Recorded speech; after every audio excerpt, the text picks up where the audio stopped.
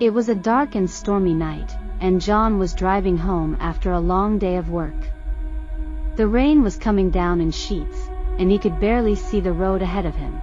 He had been driving for hours, and he was exhausted. His eyes were heavy, and he was having trouble staying awake. As he drove along the deserted highway, he couldn't help but feel a sense of unease. There was something about the darkness and the emptiness of the road that made him feel like he was being watched. He tried to shake the feeling off, but it lingered. Suddenly, he heard a strange noise coming from the engine of his car. He pulled over to the side of the road and got out to see what was wrong. As he lifted the hood, he was hit by a gust of wind and rain. He couldn't see anything in the darkness, and the rain was making it difficult to hear anything.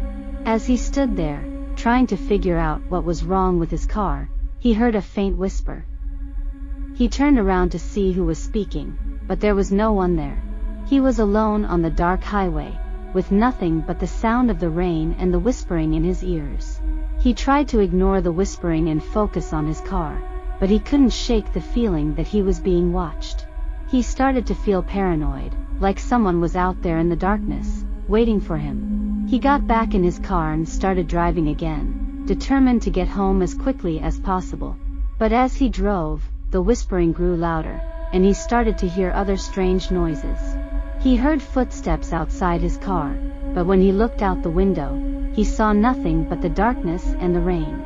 He felt something brush against his arm, and he swerved his car to the side of the road in terror. He got out of the car again and looked around, but there was still no one there. He was starting to panic now, and he realized that he needed to get out of there as soon as possible. He got back in his car and started driving again, but the whispering and the strange noises continued. He felt like he was being followed, like there was something out there in the darkness that was chasing him. As he drove, he started to see strange shapes and figures in the shadows.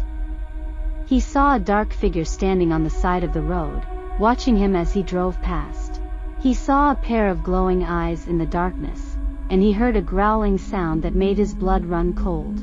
He knew that he was in danger, and he started to pray for his safety. He had never been a religious person, but in that moment, he felt like he needed all the help he could get. Suddenly, he saw a light in the distance.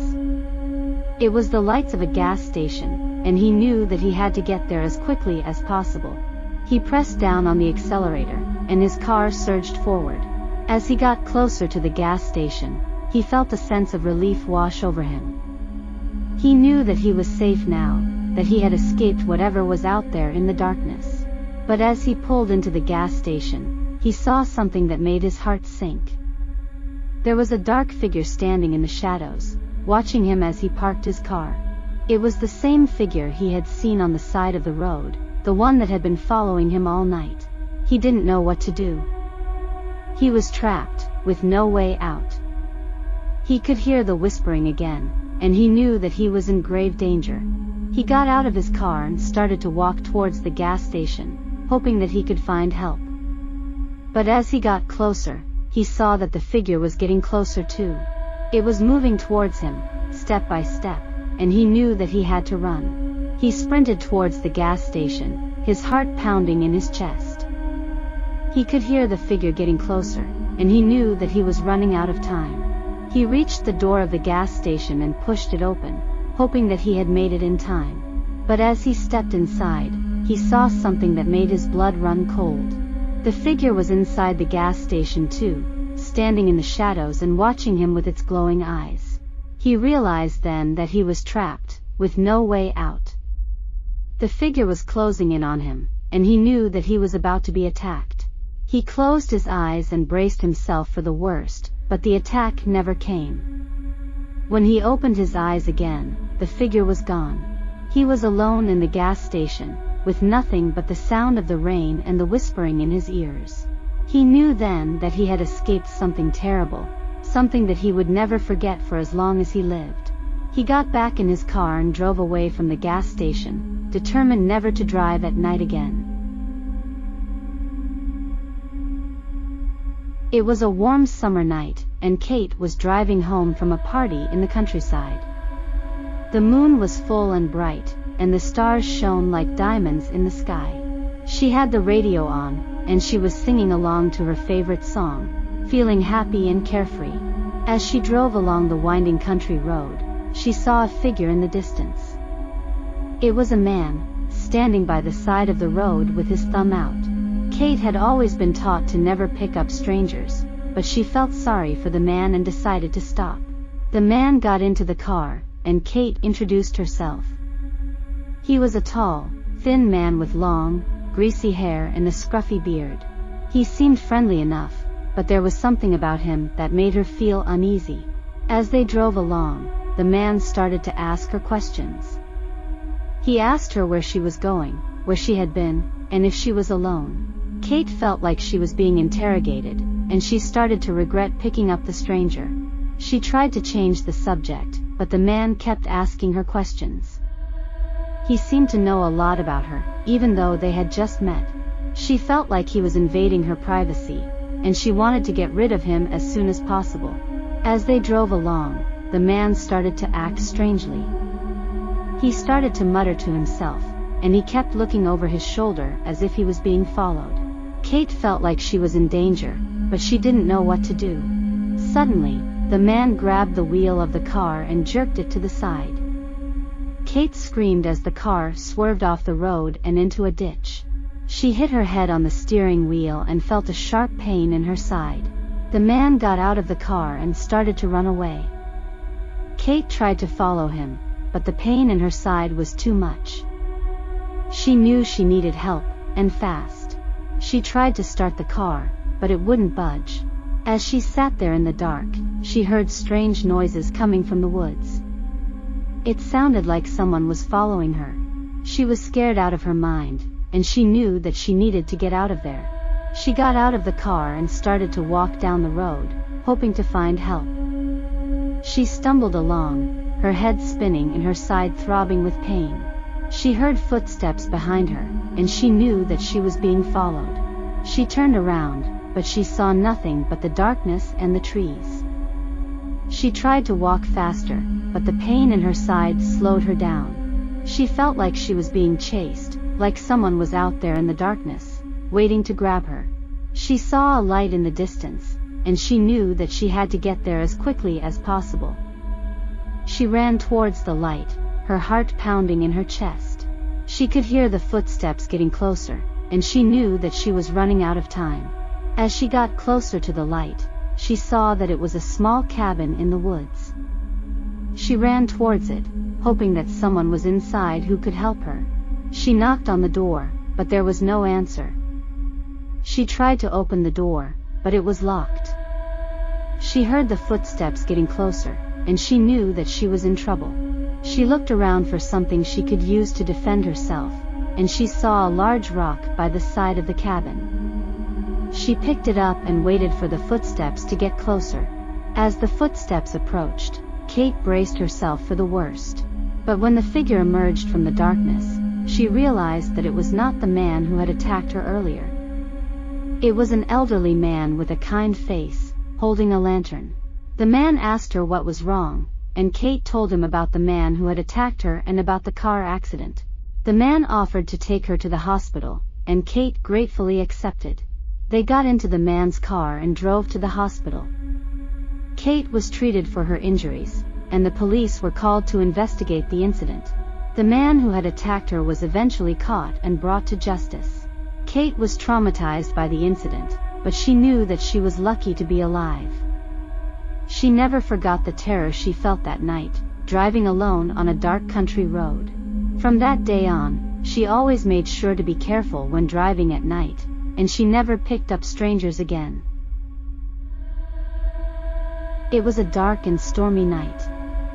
The kind of night where the rain came down in sheets, and the wind howled through the trees like a pack of wolves. But that didn't stop my friends and me from heading out for a late-night drive. We were young and invincible, and the thrill of the road was too strong to resist. We piled into my car, eager to get started on our adventure. There were 4 of us in total: myself, my best friend Amy, her boyfriend Matt, and our friend Sean. We all lived in the same small town, and there wasn't much to do on a Friday night.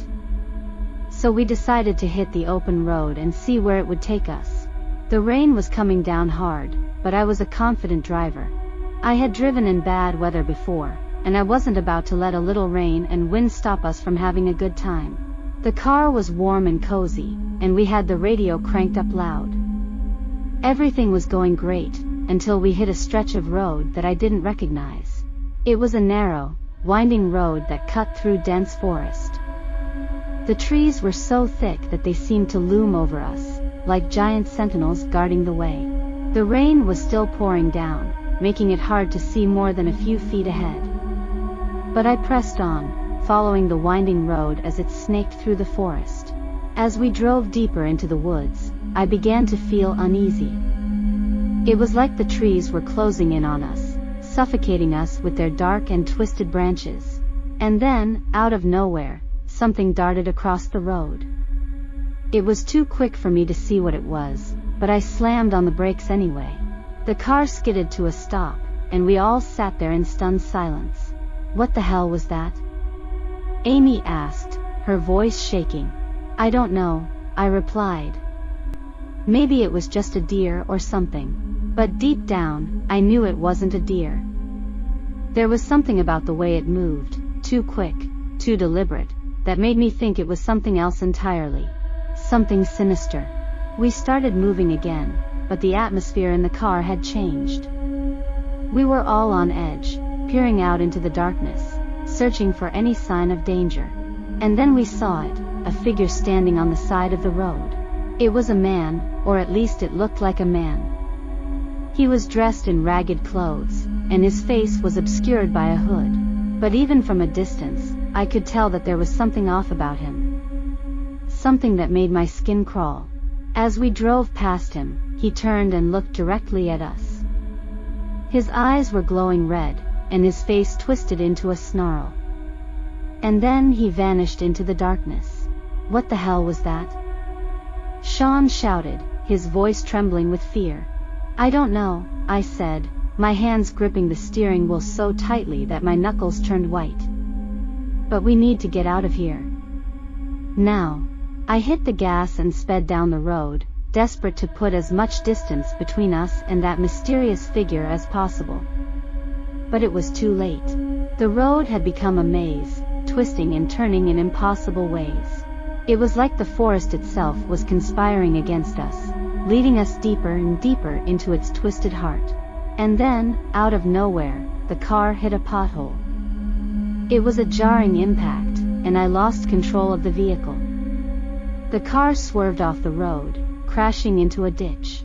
We all screamed as the car flipped over, tumbling down the embankment and coming to a stop on its roof. For a few moments, we all sat there in stunned silence. The rain was still coming down hard, pelting the car with its relentless fury. The only sound was the hiss of steam escaping from the engine. Then, slowly, we began to realize the gravity of our situation. We were trapped in the car, upside down, in the middle of a dark and foreboding forest. The rain was getting heavier, and it was becoming harder to see anything outside.